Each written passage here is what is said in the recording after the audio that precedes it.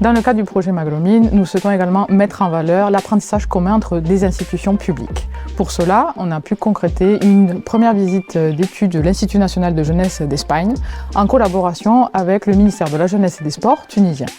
Les échanges vont être construits au fur et à mesure, de manière co-concertée entre ces deux institutions pour un apprentissage mutuel, un partage finalement de bonnes pratiques à la fois tunisiennes et également espagnoles.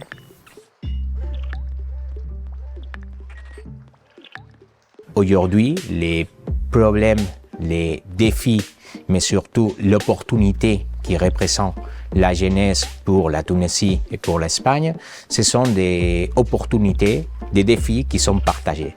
C'est pour cela qu'il faut travailler ensemble et développer des points communs de dialogue et d'action. La Tunisie et l'Espagne ont beaucoup de choses en commun, c'est-à-dire, d'accord, nous avons la Méditerranée, nous avons les défis, bien sûr, des processus d'immigration, mais aussi il y a la question de la participation politique de la jeunesse. Comment promouvoir la participation de la jeunesse dans les décisions politiques, dans la vie sociale de notre pays.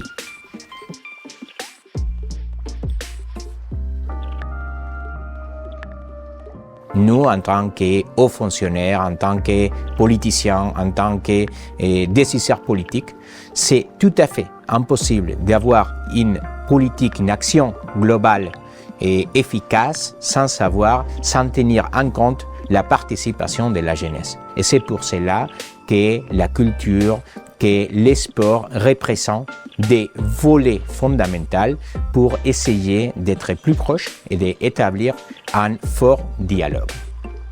La part la plus importante de la participation des jeunes dans la vie publique, c'est parce que les jeunes, ce sont la base, nous sommes la base du pays et on va construire ensemble le futur. C'est important qu'on fait partie de la prise de décision parce que ces décisions nous affecteront et seront nous qui aura le pouvoir demain de prendre notre décision et continuer avec le développement culturel et social du pays.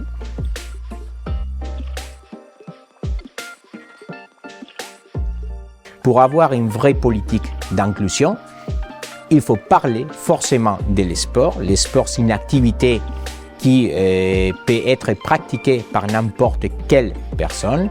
Et aussi, il faut parler de la culture. Ce sont des domaines dans lesquels, peu importe l'origine sociale, tous les jeunes peuvent participer. Et c'est pour cela que ce sont des volets fondamentaux pour établir une bonne politique.